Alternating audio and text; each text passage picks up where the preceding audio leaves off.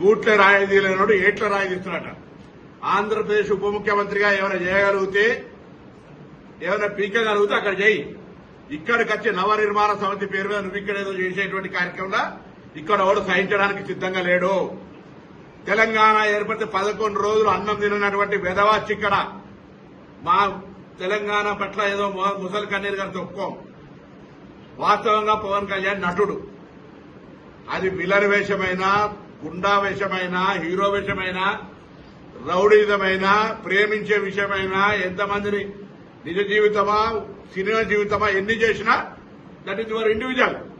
ఈ రోజు కూడా తెలంగాణలో రెచ్చగొట్టేటువంటి విద్వేషపూరితమైన వ్యాఖ్యలు మాట్లాడడం ద్వారా తెలంగాణ వాతావరణాన్ని కలుషితం చేయాలి అనేటువంటి రేటు ఫిక్స్ చేసుకుని భారతీయ జనతా పార్టీ తోటి తెలంగాణలో ఈ నటన స్టార్ట్ చేసిండు.